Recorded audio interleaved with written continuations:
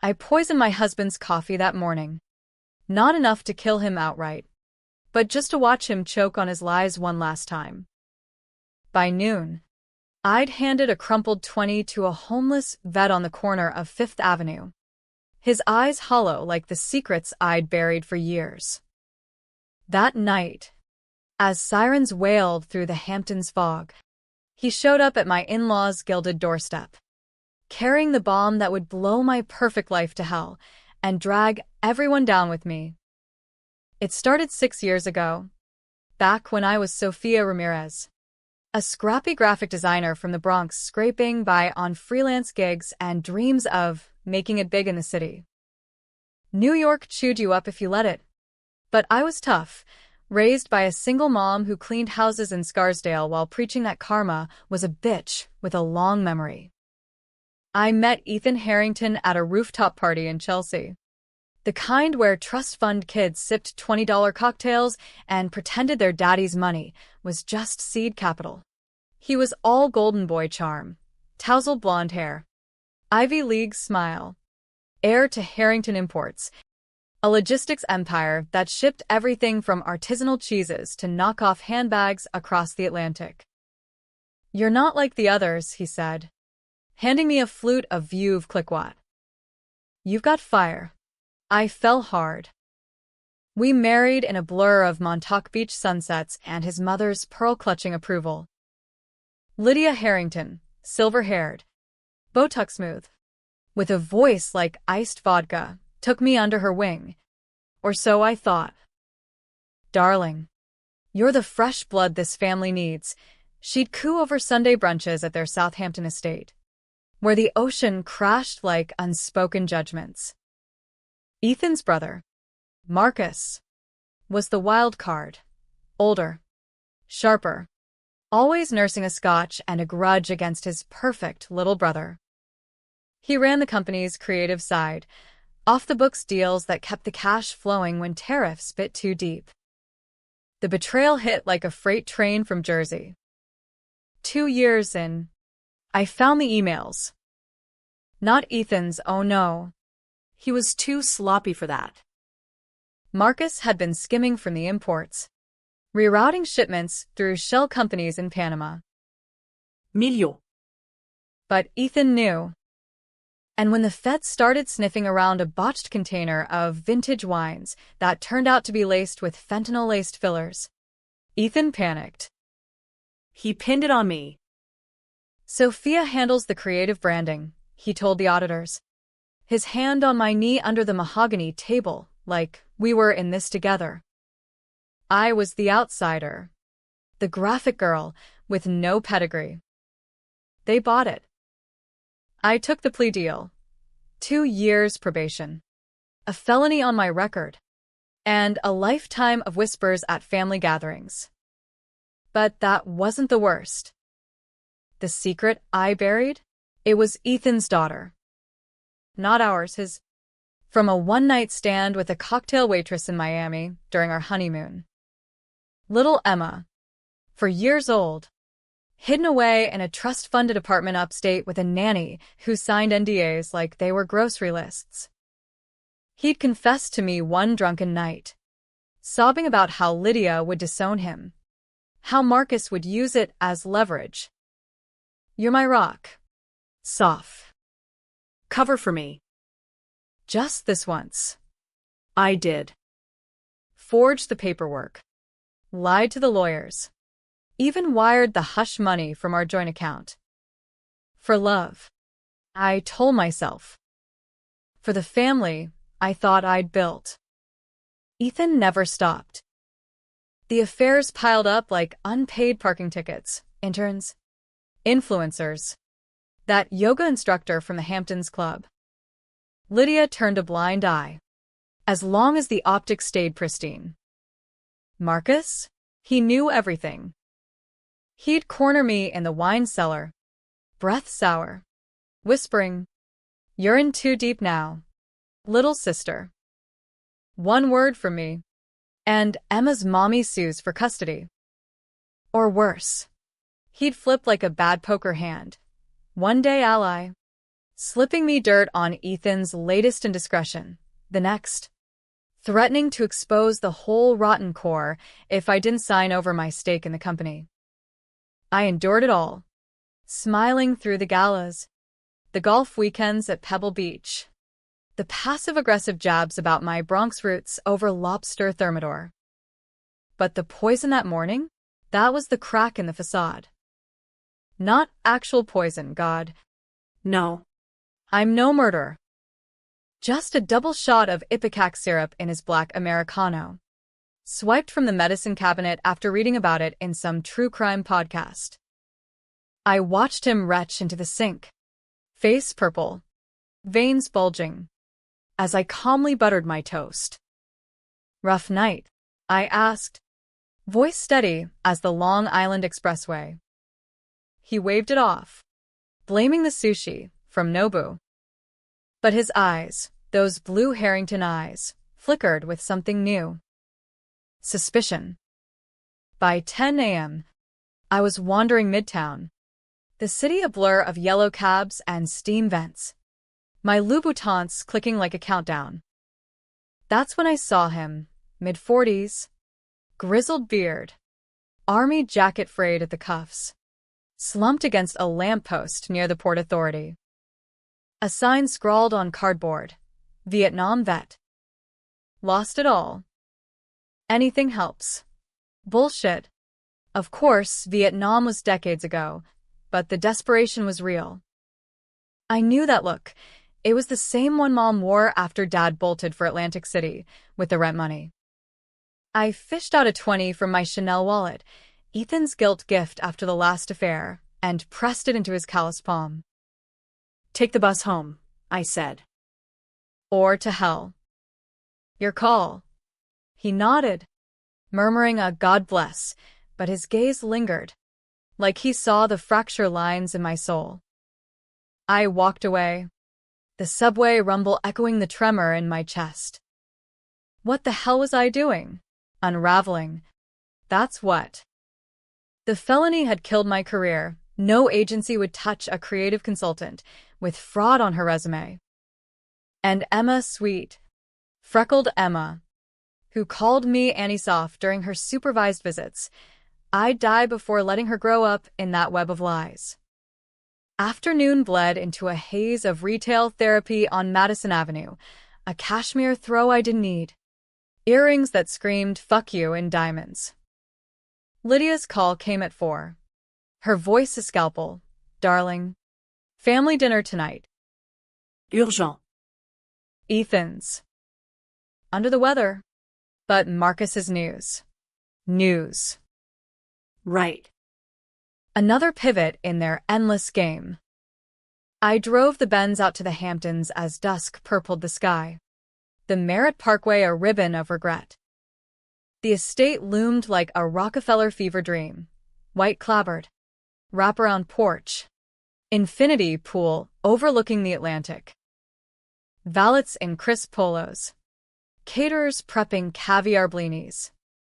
Lydia greeted me at the door, air kissing my cheeks, her perfume a chokehold of Chanel No. 5. You look peaked, Sophia. Everything all right? Peaked. As if she cared.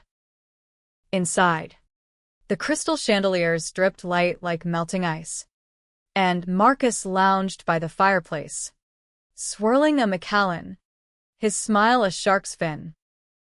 Sis, he drawled, you remember that little audit from last year? Turns out, the feds aren't done digging. My stomach twisted, not from the ipecac echo, but from the cold certainty that this was it. The flip. He'd sell me out to save his own skin. Dinner was a farce, seared foie gras that tasted like ash. Small talk about the Met Gala and stock dips in big tech. Ethan arrived late, pale and shaky, collapsing into his chair with a mumbled apology. Lydia's eyes darted between us, a general assessing casualties. Then Marcus dropped the bomb. Sophia, love. There's a witness. Some dock worker from Jersey swears he saw you signing off on those shipments. Perjury on top of the fraud? Ouch. The room spun. Witness? There was no witness. I'd been meticulous, shredding docs in the home office while Ethan golfed at Shinnecock.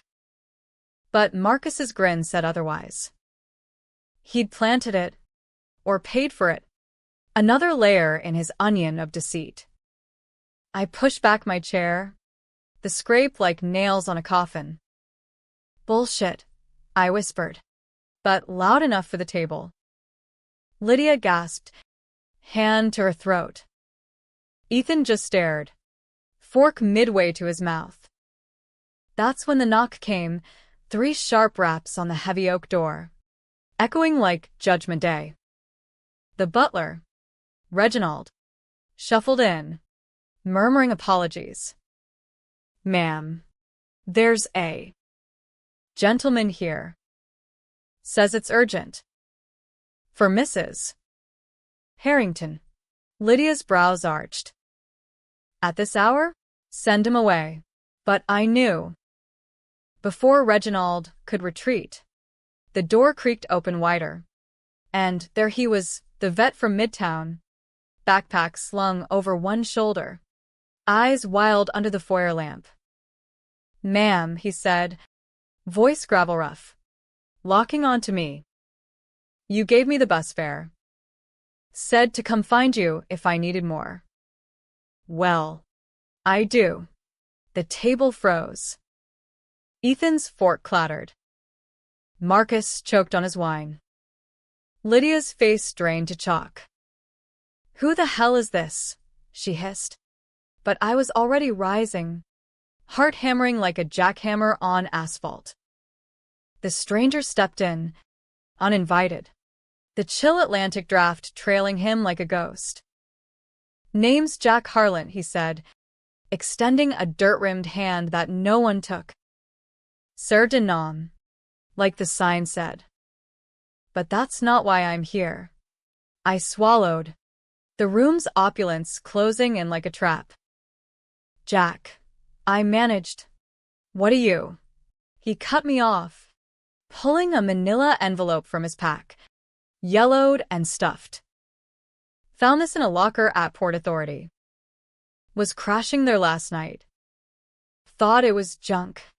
But your face on the news this morning. The Harrington mess. Figured you might need it. He slapped it on the mahogany sideboard, photos spilling out, grainy shots of Ethan and Marcus at a dimly lit warehouse in Red Hook, crates stamped with the fentanyl-tainted labels. Timestamps from the night of the bust. And there, in the corner, me, signing the manifest.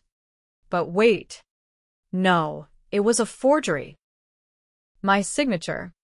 But the hand was Ethan's lazy loop on the S, the way he always fudged his SS after too many scotches. Lydia snatched one up, her pearls clinking like alarm bells. This is preposterous. Reginald. Call security, but Marcus was on his feet, face ashen, lunging for the photos. You don't understand. Oh. I understand plenty, Jack growled, his vet facade cracking into something harder. Eyes like flint. Saw your boy here, he nodded at Ethan. Paying off that dock worker last week. $100 grand to keep quiet. But the guy talked to me instead. Old army buddy's son. Said if I delivered this to the right door, maybe I'd get a real meal for once. Ethan bolted up, chair toppling. You lying sack, Sophia. Tell him to get out. But I couldn't. The ipecac burned in my throat, a bitter reminder. This stranger, this nobody I'd pitted for a fleeting moment, had just handed me the key to the kingdom or the guillotine. The dinner dissolved into chaos, Lydia shrieking for the lawyers. Marcus dialing his fixer in D.C. Ethan retching into a napkin, whether from the sushi or terror. Who could say? I grabbed Jack's arm, pulling him toward the library, the door slamming behind us like a verdict. "Why me?" I demanded. Voice a whisper shout. "You could have gone to the cops." He sank into a leather armchair, the envelope like a talisman between us. "Saw you this morning. The way you looked at me, not pity, but recognition. Like you'd been on that corner yourself once. And the news? Your name dragged through the mud again. Figured the rich folks owed somebody." He paused, rubbing his beard. "Besides, that 21st real kindness in years. Call it payback. Payback." The word hung, electric. In the hallway, voices rose, Ethan accusing Marcus of the setup, Lydia wailing about the family legacy crumbling like the Dodgers' pennant hopes. I rifled the envelope. Not just photos, but ledgers. Marcus's chicken scratch accounting, Ethan's emails begging for one more favor, and buried deepest, a birth certificate. Emma's. Listed under my name, the forgery I'd signed in tears. My hands shook. This wasn't just evidence, it was absolution. But revenge? It slithered in, dark and tempting. "Stay," I told Jack.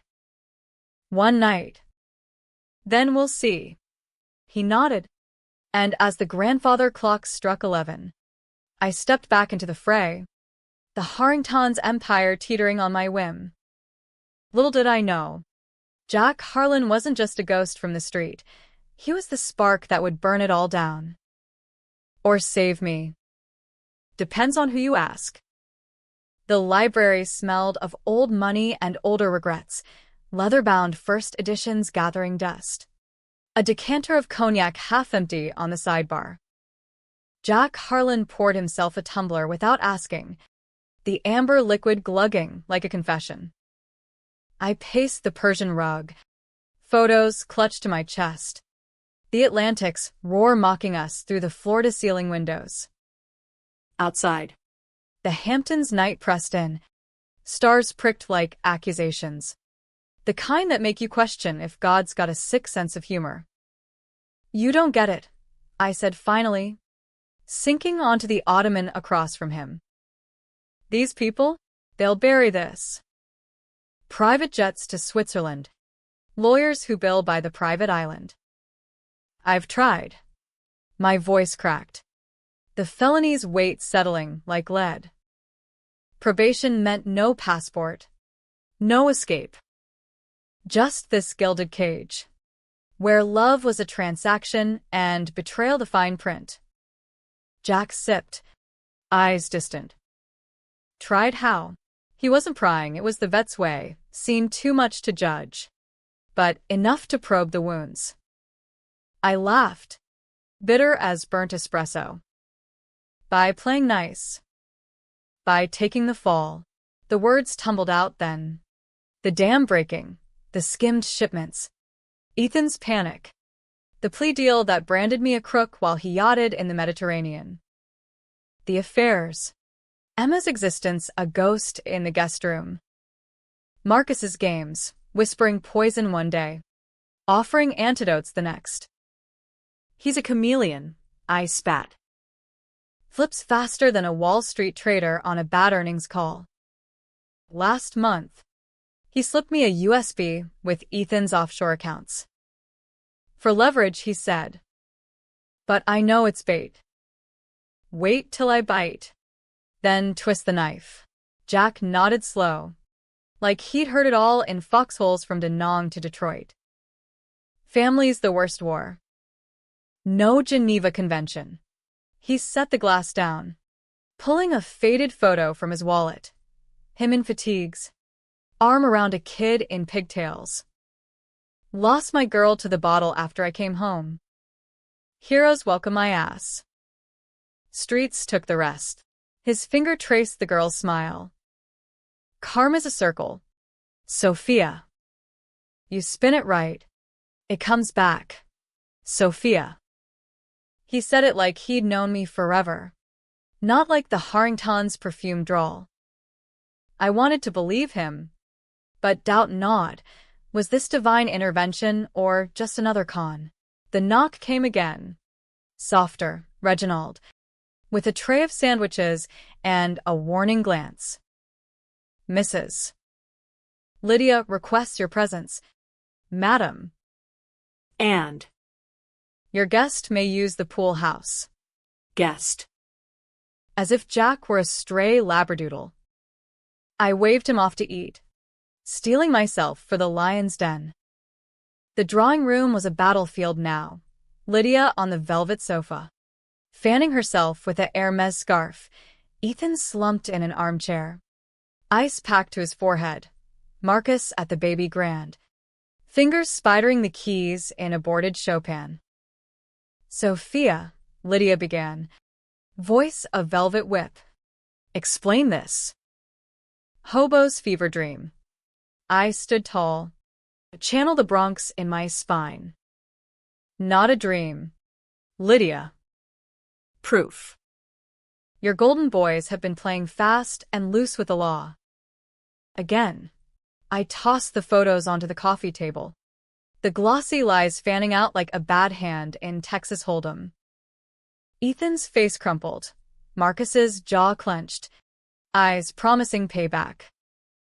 This is edited, Marcus snarled, snatching one. Deep fake bullshit. Who is this guy? Anyway, your lover? Some PI you hired to stir the pot. Laughter bubbled up. Unhinged. A lover? Please. Unlike you two, I don't fuck around with subordinates. The room sucked air. Lydia's fan stilled. Ethan's eyes widened. The ipecac betrayal dawning. I'd never thrown it in his face before. Always the good wife. Swallowing the shards. Ethan lurched forward. Soft. Baby. Listen. No. The word cracked like thunder. You listen. For years, I covered your ass. The shipments, the kid, the endless parade of side pieces. Emma calls me auntie because you couldn't keep it in your pants on our honeymoon. And Marcus? Your big brother's been bleeding the company dry, flipping alliances like dirty money. One day he's my confidant. The next he's shopping my secrets to the highest bidder. Lydia rose, regal as a deposed queen. Enough. This is hysteria. We'll handle it discreetly. Sophia, darling, think of the family. The scandal would ruin us all. Ruin us all. There it was, the Harrington Creed. But something in me snapped. The poison I dosed him mirroring the toxin in my veins. No more handling. I'm done being the fall girl. I turned to the door, pausing for the gut punch. And Emma? She's coming with me. Full custody. Or these photos go viral by morning TMZ. The Post. Hell, even that Substack your PR firm can't touch. The silence was seismic. Marcus's fingers froze on ivory. Ethan's whisper, you wouldn't, hung like smoke. Lydia's eyes narrowed. Calculating. Blackmail. Sophia? From the girl we welcomed with open arms. Welcomed. I whirled. You mean tolerated. The spick wife who spices up the balance sheet but stays in her lane. The slur slipped out. Weaponized. The one she'd never said but implied in every sidelong glance at my Quinceañera stories. Gasps rippled. Ethan's feigned shock. Marcus's smirk fading. Controversial? Hell yes. But in that moment, it felt like truth serum. Burning clean. I stormed out, the French doors slamming. Salt air slapping my face like applause. The pool house glowed soft. Jack silhouetted against the lapis water. Sandwich half-eaten. Heard the fireworks, he said. No judgment. You good? Good? I collapsed onto the chaise. Tears hot and unwelcome. I just threatened my in-laws with extortion.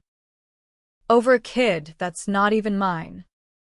And him, Ethan, he's puking his guts because I slipped him syrup to make him sick. Not lethal. But. God. What am I becoming? Jack handed me a blanket.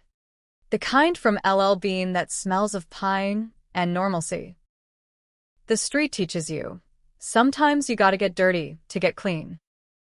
But watch your back. Rich folks don't fight fair. We talked till the moon hung fat, his tours in '68. Dodging Agent Orange and friendly fire, my mom's factory shifts. Dreaming of Broadway while scrubbing toilets. Dawn crept in, pink as a fresh bruise. When my phone buzzed, unknown number. A text, pool house. Now. M. Marcus. I went alone, leaving Jack snoring softly. The guest house was dim, curtains drawn against the gardener's eyes. Marcus waited, scotch in hand, a USB dangling like a carrot. Truce, he said, voice oily. You want Emma? Fine. I'll make the calls, nanny. Lawyers. The works. But the photos? Shred them. And that bum? Send him packing with cab fare to Jersey. Truce. His flip again. The serpent shedding skin. I snatched the USB. Scanning it. Custody docs. Ironclad. My name stamped as guardian. Why? I asked, wary. Because he leaned in, breath fetid. Ethan's weak. Always has been. Lydia's losing her grip, Alzheimer's. Stage 1. The company's mine if I play it right. You're collateral. Useful. Till you're not. His smile twisted. But hey, family sticks together. Right? I pocketed the drive. Bilirsin. Useful. Like the dock worker he bought off. Or the interns he bedded for morale. But as I turned to leave, he grabbed my wrist hard, nails digging. One more thing. That Ipecac? Ethan's getting a full tox screen tomorrow. Doctor's orders. Play nice, Sophia, or we all go down. The threat landed. Controversial in its intimacy. Brother-in-law turned co-conspirator. Then jailer. I yanked free. Fleeing to the pool house. Heart pounding. Jack was up. Packing his bag. Time to roll, he said. Don't need to overstay. But I did need him. Wait. One last play. The plan formed. Reckless. Polarizing. Leak the photos anonymously. But not all. Hold back the Emma bomb for leverage. Use Marcus's truce to get the girl. Then vanish me. Jack. Emma. A new life. Bronx roots reclaimed. Maybe a cabin in the Adirondacks where karma could catch its breath. He eyed me, weighing. Dangerous game. Folks like them? They hunt. Let them. The words tasted like freedom, dark and sweet. By noon, we were rolling, Jack in the passenger seat of the Benz. Emma buckled in back. Wide-eyed from her surprise anti-trip. Lydia's goodbye hug was limp, her eyes glassy, with unspoken pleas. Ethan waved from the porch. Pale as milk, the tox screen looming. Marcus? He texted. Smart move. But remember, family's forever. Forever. The word mocked as we hit the I-95, city skyline shrinking in the rear view. But twists. As Jack said, circle back. The Adirondacks swallowed us whole, pine-scented air thick as forgiveness. Lake Placid a mirror for the lies we'd left behind. We rented a cabin off-season. The kind with a stone fireplace and a dock that creaked under your sins. Emma took to it like a duckling, splashing in the shallows, her giggles chasing away the Hamptons ghosts. Auntie Soph. Why no daddy, she'd ask. Pigtails dripping. And I'd spin tales of him on a big adventure, the truth too jagged for her 4-year-old edges. Jack settled in quiet, chopping wood with an axe that bit clean, his stories filling the evenings, Nom firefights traded for Emma's crayon masterpieces. He was no savior, just a man who'd lost enough to recognize salvation when it knocked. We didn't talk revenge. Not directly, it simmered. A stew on low boil. I'd uploaded the photos to a dark web drop. Anonymous tip to the Southern District. Let the feds feast, I told him one night. Fire crackling. His hand brushing mine accidental on purpose. Controversial? Sleeping with the stranger who'd upended my world. Yeah. That crossed lines. But in the city's shadow, it felt like reclaiming stolen breath. Weeks blurred. Hikes through birch groves. Morays, sticky sweet. Emma's first loose tooth yanked by Jack's gentle tug. I freelance logos for local breweries. The felony fading like old ink. No Harrington reach up here. Lydia called once. Voice frail. Come home. Darling. It's all sorted. Marcus handled the unpleasantness. Handled. Meaning payoffs. Gag orders. The family machine grinding on. Ethan? Silent. The talk screen clean. Ipecac flushes fast. I learned from frantic Google dives. But doubt gnawed. Was Marcus protecting me? Or biding time? The flip came on a crisp October morning. Leaves flaming red as warning flags. Emma was napping. Jack fishing off the dock. When my burner buzzed, a video link from an unknown. I clicked. Stomach plummeting.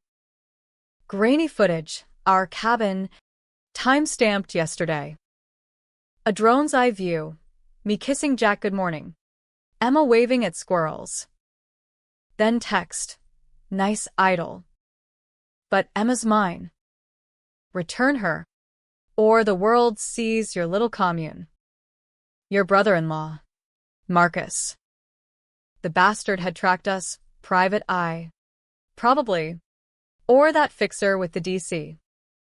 Rolodex. Rage boiled. Dark and viscous.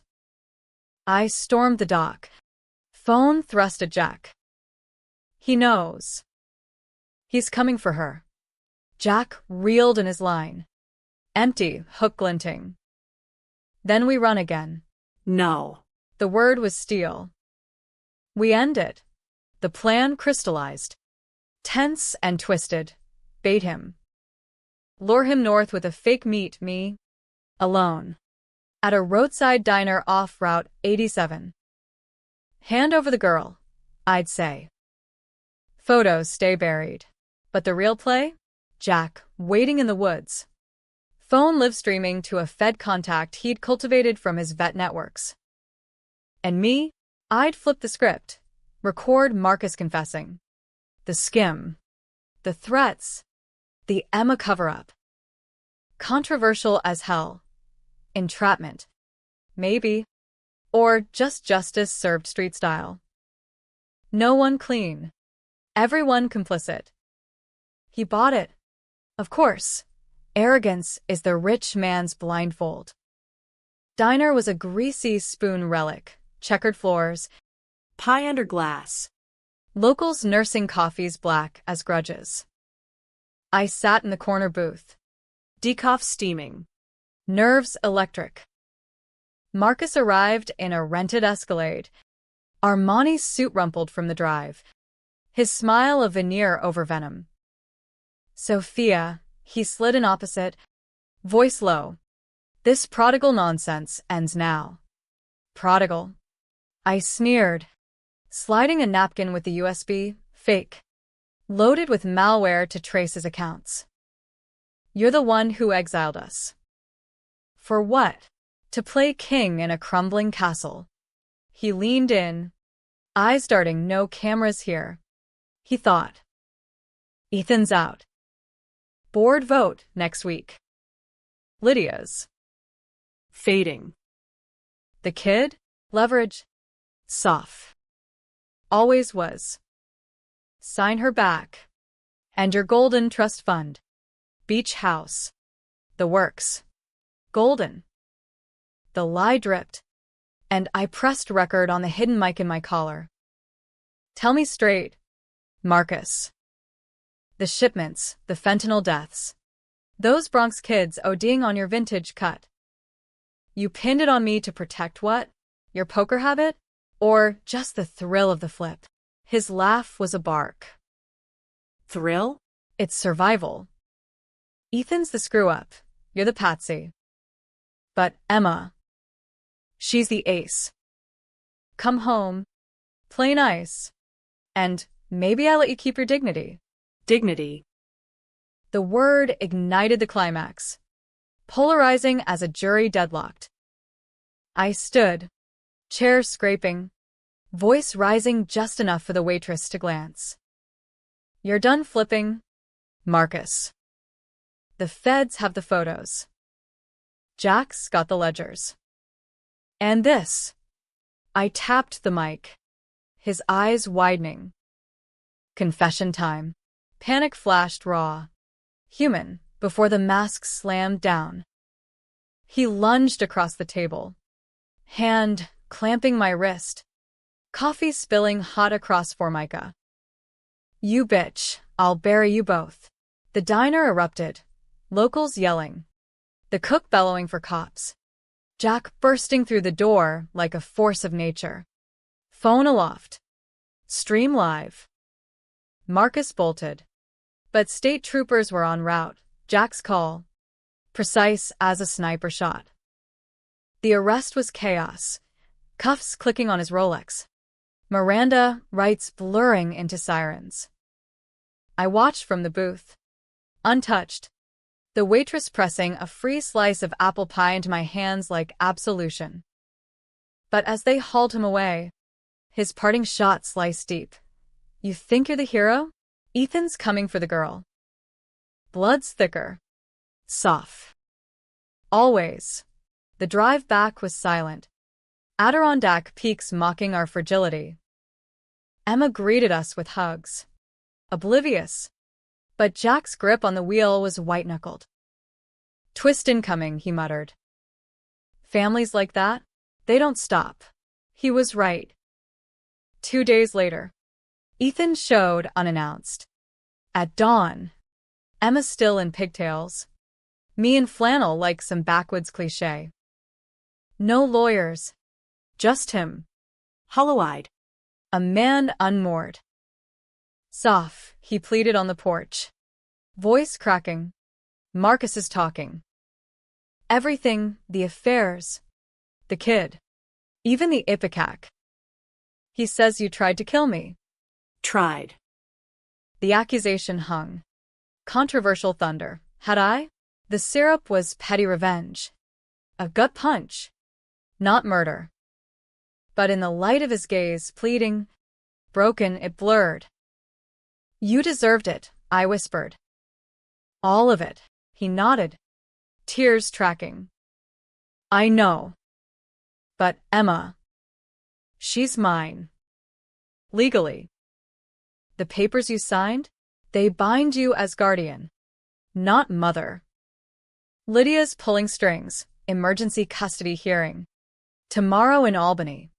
The twist gutted me. Sharper than any blade. I'd fought for her, bled for her shadow, only to be the very forgery that damned me. Jack stepped up behind, axe handle in hand, not threat, but shield. Get off our land, he growled, low and lethal.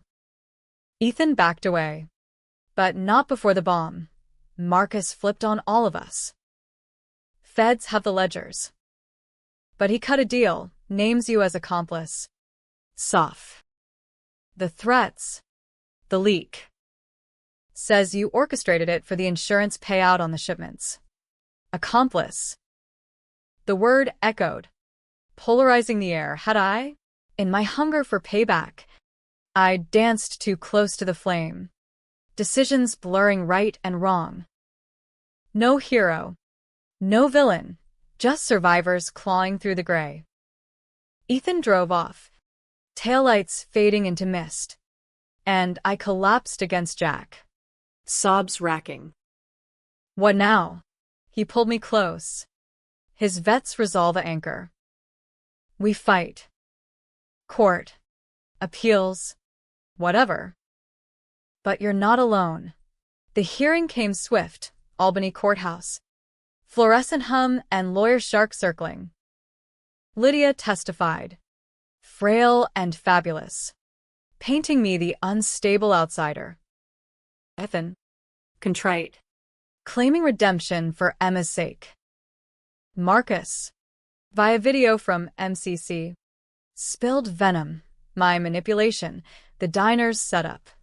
The judge, a grizzled upstate vet himself, eyed Jack in the gallery. Then me. Custody to the father, he ruled. Voice gravel. Pending investigation into fraud allegations against the guardian. Emma wailed as they pried her from my arms, her tiny fists pounding my chest. Auntie. No. The sound shredded me, darker than any Hamptons night. But the final twist? It landed post-hearing. In the parking lot rain. Jack's phone buzzed. Fed callback. Marcus's deal collapsed. Perjury on the perjury. His flips catching up. Charges stuck. Conspiracy. Trafficking. The works. Ethan? Immunity for testimony. But the affairs leaked. Tabloids feasting. Lydia's empire fracturing. And me? Cleared. The judge citing insufficient evidence after Jack's stream went viral. Painting me the whistleblower. Not the witch. Emma came back, full custody mine. The forgeries voided in the rubble. We moved south. Asheville's Blue Ridges a softer cage. Jack's hand in mine. Emma's laughter the glue. Happy? In the American dream sense, sure. With barbecues and PDA nights. But by tragic undertones lingered, Ethan's suicide note. Months later. Blaming the poison in his blood. Literal and not. Marcus. Rotting in Otisville. Sending postcards. You won the hand. Cease. But the game's rigged. Was I right? Wrong? The revenge polarized. Friends called me Avenger. Foes. Opportunist. Me? I sleep with the lights on, wondering if karma's circle ever truly closes. Or if it's just another flip. Waiting in the dark.